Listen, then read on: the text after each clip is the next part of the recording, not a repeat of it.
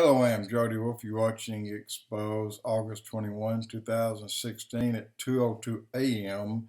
And this is going to do it. I'm going to wrap up levels of heaven 7, 8, 9, and 10.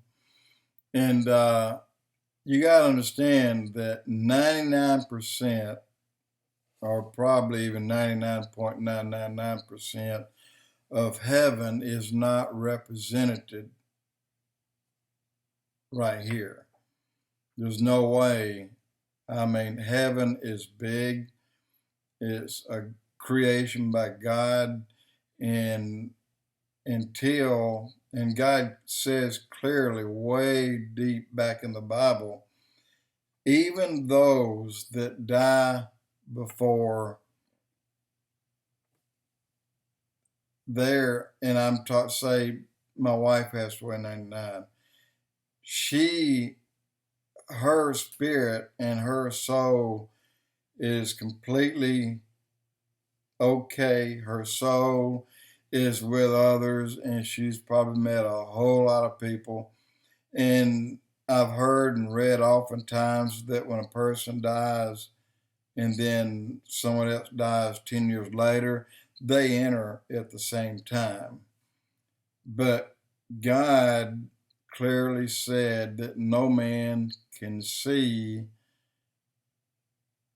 especially him, and live, and no man can see a lot of his creation and live until he has come into his new body. I don't believe Enoch was in his new body because he won't get it till the rest of us get ours.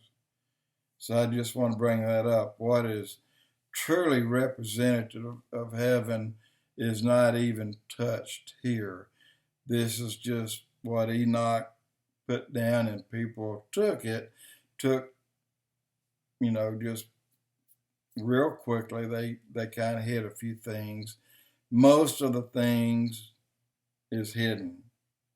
Again, 99.999% of the things that are hidden of heaven that you can't see, and one day we'll be blown away by his glory, and we cannot explain it. We couldn't today, and we probably won't be able to then. But anyway, in the seventh and final heaven, I'm sorry, I thought there was 10. Enoch witnesses a whole host of great archangels, cherubim, seraphim, and all sorts of incorporeal powers that attend the throne of God. In a separate rendition of this story, the patriarch finds himself alongside a wall built of crystals. This is surrounded by mysterious tongues of fire. Its groundwork appears to be made of the same crystal-like stone, while the building's interior, he recalls, its ceiling was like the path of the stars and the lightnings. Flaming fire surrounded the walls, and its portals blazed with fire. The temperature here seemed contradictory, for it appeared to him as hot as fire and as cold as ice, all at the same time. There were apparently no. I've zoomed it out, so and let's see. It's easy to get myself lost. There were apparently no delights of life therein. There you go. In other words, he found no furniture or decoration, showing the apparent sharpness and emptiness of this house. Yet then fear overcame Enoch, who suddenly found himself trembling and quaking at the awesomeness of the angels' sights around him. We understand that angels of the millions and hundreds of millions, they're quite different from one another. Moving quickly onto a second house with a similar appearance, which excelled in splendor and magnificence and extent. Enoch now perceived a lofty throne of crystal. Upon this were moving wheels as bright as the shining sun, and from beneath it appeared streams of flaming fire, so bright that he could not look upon them.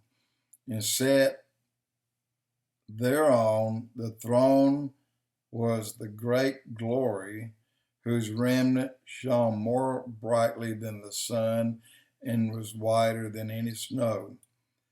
And so a couple of statements made by a couple of people.